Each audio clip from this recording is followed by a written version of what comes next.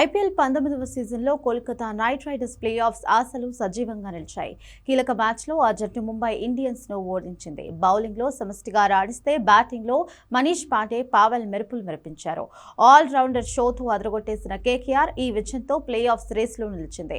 హార్దిక్ పాండ్యా రీ-ఎంట్రీతో ముంబై రాత మారుతుందని ఆశించిన అభిమానులకు నిరాశే మిగిలింది. ఓపెనర్లు రోహిత్ శర్మ, రికల్టన్ త్వరగానే అవుట్ అయ్యారు. నమంధీర్ కూడా నిరాశపరిచాడు.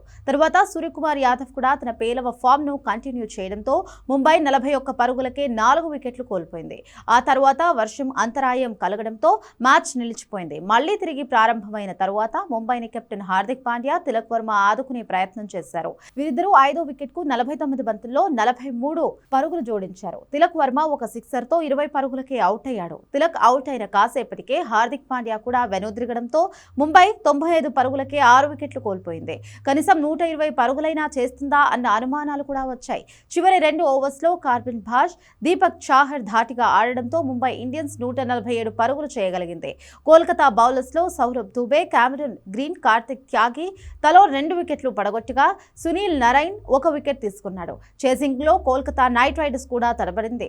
ఓపెనర్ ఫిన్ అలెన్ 8 పరుగులకే అవుట్ అయ్యాడు. తర్వాత రహానే, మనీష్ పాండే ఇన్నింగ్స్ కొనసాగించారు. వీరిద్దరూ 38 పరుగులు జోడించారు. రహానే అవుట్ అయిన కాసేపటికే కామెరూన్ గ్రీన్ కూడా నిరాశపరిచాడు.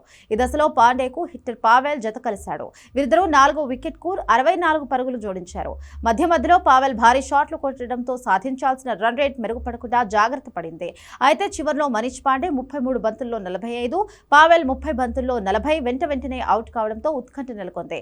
ఈ దశలో రింకు సింగ్, అకుల్ రాయ్ మ్యాచ్ ను ముగించారు. కోల్కతా మరో 7 బంతులు మిగిలి ఉండగానే లక్ష్యాన్ని అందుకుంది.